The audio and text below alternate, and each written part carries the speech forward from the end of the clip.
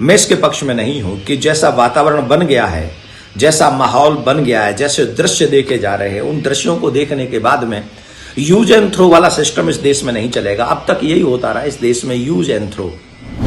अभी एक बहुत बड़ा विषय बना हुआ, चर्चा का विषय बना हुआ है, वो है कुंभ में अन्य धर्म के लोगों को मानने वालों के लिए एंट्री नहीं होनी चाहिए। और ये सच है, क्यों होनी चाहिए एंट्री?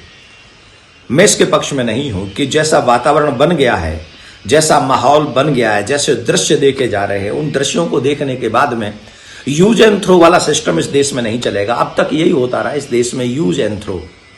पहली बात तो समझ लीजिए, सनातन परंपराओं में हर चीज पवित्रता का बहुत ध्यान रखा जाता है। और जिस तरीके की मानसिकता हमारे सामने आई है, उनका एकमात्र उद्देश्य है हमारी पवित्रता को नष्ट करना। चाहे वो हम लोग थूकते हुए देख रहे हों, चाहे भोजन में मूत्र विसर्जन करते हुए देख रहे हों, चाहे वो साग सब्जियों में भी हम लोग गंदे नाले में उनको धोते हुए देख रहे हों, चाहे वो बालाजी के प्रसाद में मिलावट हो। ये सारे दृश्य देखने के बाद में इस बात का सबसे बड़ी जिम्मेदारी किनकी है? धर्माचार्यों की ही जिम्मेदारी है।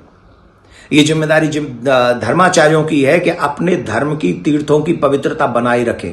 जैसे मक्का मदीना में जो मुस्लिम धर्म को नहीं मानते वो जा नहीं सकते, हम तो इसे फॉलो करते हैं, पूरा विश्व से फॉलो करता है। तो फिर हमें ये बताइए, कुंभ में अगर साधु संत और अखाड़ा परिषद ने ये कह दिया कि सिर्फ हिंदू अवलंबी ही वहां जाएंगे, तो फिर क्या तकलीफ है? वैसे भी जिस भगवान की पूजा में आपका विश्वास नहीं, जिस गंगा स्नान में, तीर्थ स्नान में, त्रिवेणी स्नान में आपका बिलीव नहीं, उसमें जाने का इतनी शौक क्यों है, इतनी जिद क्यों है? मुझे नहीं लगता। और वैसे भी वहां आने वाले राम को मानने वाले हैं, कृष्ण को मानने वाले हैं, शिव को मानने वाले हैं। और वो जब भी जो भी धन लेके चलते हैं ना, वहां से अपने घर से जो धन लेके चलते हैं, वो भगवान के नाम का लेके चलते हैं। भगवान का नाम, वहां जो वस्तु खरीदते हैं ना, वो भगवान के नाम के धन से खरीदते हैं। और आपके यहां भगवान का कोई सब्जेक्ट ही नहीं है।